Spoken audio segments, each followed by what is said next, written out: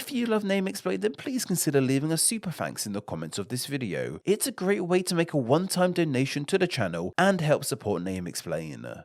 You probably have a spice rack of some kind somewhere in your house. These days, spices are pretty unassuming things, just small little pots of powdered substances which are added to recipes as and when needed. While this might be their fate now, this wasn't always the case. Spices have been hugely important throughout human history. In the past, the trade of spice was a huge deal. We have evidence from 1000 BC of spices being transported from India all the way to Egypt. Vast trade networks across Europe and Asia were established primarily so spices could go from one place to another. People made huge amounts of wealth off the back of spices. Entire empires like the Spanish, Portuguese, and of course the British were bolstered by their trade in spice. Of course, there's that classic irony in the British Empire being found on spice, despite the fact traditional British food rarely uses it. Our food is better now, I promise. That's mainly due to finally using spices, but we have some local delicacies. The Bath and Mars bar comes to mind. Spices can still go for a pretty penny in this day and age too. Saffron is famously worth more than gold by weight. Thankfully, these days we don't have to go on perilous journeys or barter for livestock to get our spices. Most supermarkets have a selection of them on their shelves, waiting to be bought to make our food taste amazing. Yet spices aren't alone in the realm of little bits we add to food for extra taste. They are accompanied by herbs. Herbs can be found dried and fresh, and are also added to food for extra taste. While they might not have the history spices have, they're still pretty cool and tasty. Plus, there was that 60s kids show here in the UK called The Herbs, which featured various characters who were personifications of herbs. I don't see spices get that treatment, though I guess Blue's Clues had baby paprika, so that's something for them, I guess. Have you ever actually taken a moment to think about what exactly some herbs and spices are? Like, I know most herbs are leaves, but spices on the other hand? I think they might be ground up seeds, and I get that cayenne is from a pepper, but what does something like turmeric or cinnamon look like in its natural state? And of course, where do all those names come from? They don't really look like many other words in the English language,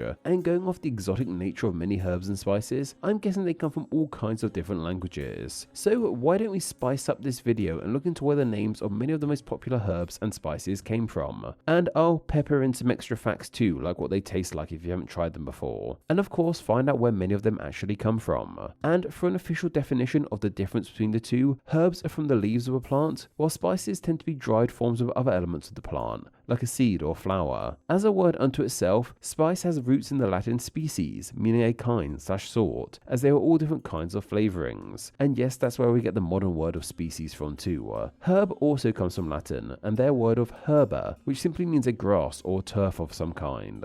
Let's kick things off with spices, and why not touch one of the most popular ones out there, cumin. Cumin derives from seeds of a flowering plant. It's often sold in its grounded form or as full seeds. Cumin has a pretty savoury and somewhat nutty taste to it.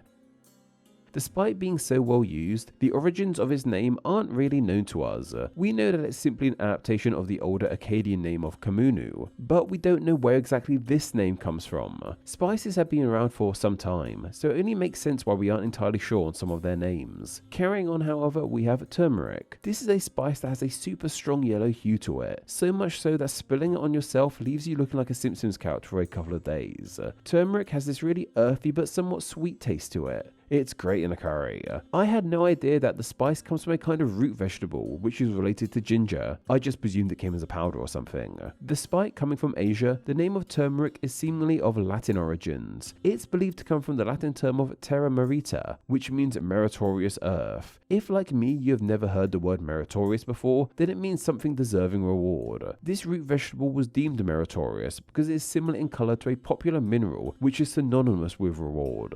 Gold. This gold-like colour can even be seen in its spice form too, as mentioned. But why don't we talk about saffron next? This costly spice derives from the threads of a kind of crocus flower. They're carefully picked and dried. Saffron has a supremely sweet and somewhat floral taste to it, unlike anything else. Like with cumin, however, we haven't got the best idea as to where the word comes from. We know it comes from its original Arabic name of azazfaran, but beyond that becoming saffron in English, we're pretty clueless. One idea is that it might mean gold strung, which could relate to the colour of the part of the flower or the colour it can create when it's used as a flavouring in food. Like turmeric, it could be another name relating to gold. People do really value these spices just as much as gold.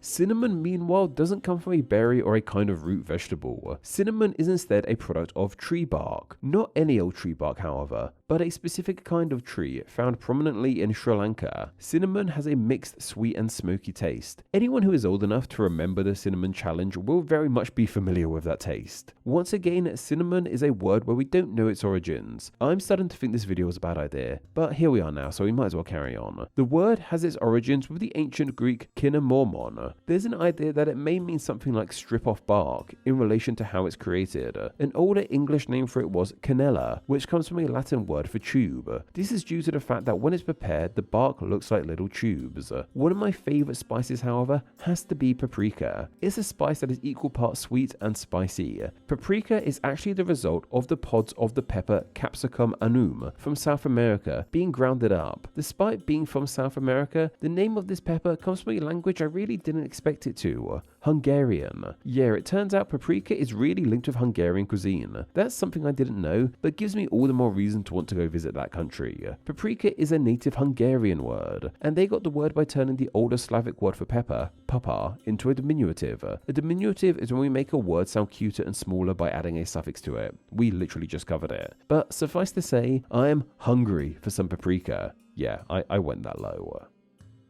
Next, however, we have two species that come from the same source, kind of, nutmeg and mace. Nutmeg is a really sweet spice, but also contains a slightly nutty flavour to it too. Mace is similar, but a bit more bitter. Mace is often more used in self-defense, as opposed to seasoning though. Both these spices come from a peach-like fruit found natively in Indonesia. Within this fruit is a stone, and just look at this thing. It looks like a dragon's egg or some kind of MacGuffin Indiana Jones needs to find. The stone/nut itself is where nutmeg comes from, and the waxy pattern around it is where mace comes from. The word nutmeg comes from the Old French noix muscade, which means nut smelling like musk, simply because it's a nut of sorts and it has a pretty strong musky smell. Mace's name we aren't too sure about. A leading theory is that it may come from the Latin word of macchia, which was used for a different spice from India. Cloves are a very strong sweet spice, which are actually buds of a flower, once again from Indonesia. The flower it's grown from was once known as the gilliflower, which explains to us why the name of clove comes from the old French term of clou de gillefleur, which means nail of the gilliflower. I guess these buds reminded the French of nails or something.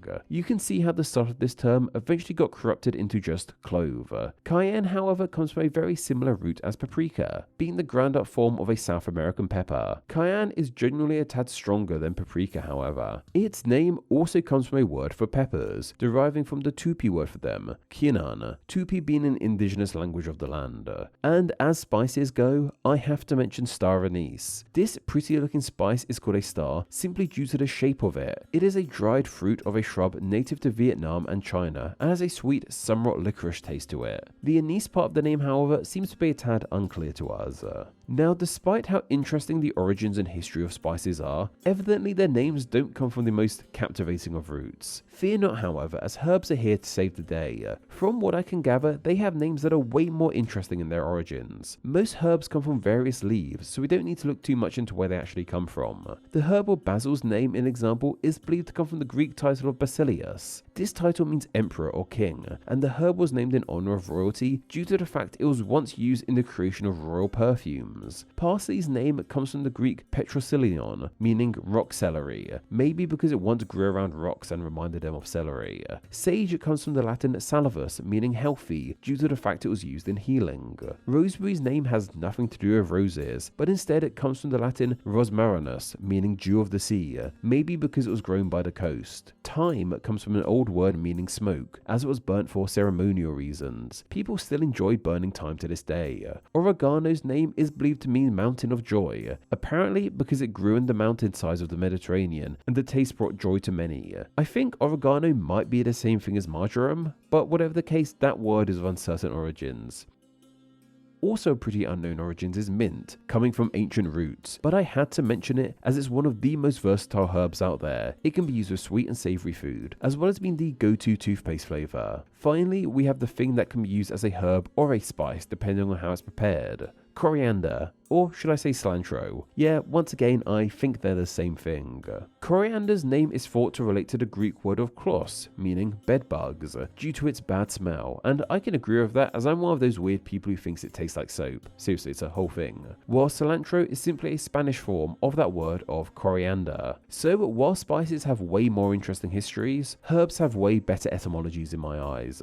I should probably also mention salt and pepper, as they are probably the most popular seasonings. But pepper comes from pretty unknown roots, and salt has a similar story. And it's not even a herb or spice, it's a mineral. Now, unless things go really badly for the channel, this is probably the spiciest content you will ever get from me.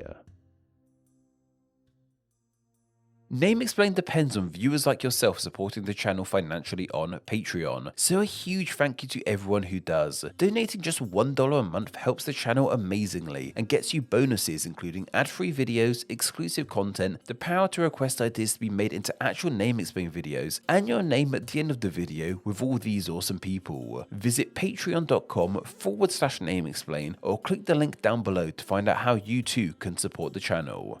Thank you. Thanks for reaching the end of the video. Why not watch another and subscribe to keep up to date on all things Name Explain. You can find myself on Instagram where I'm NameExplainYT and join the Facebook group Friends of Name Explain to talk with myself and other name nerds. All that will be linked down below. Anyway, I hope you enjoyed this video and once again, thank you all so much.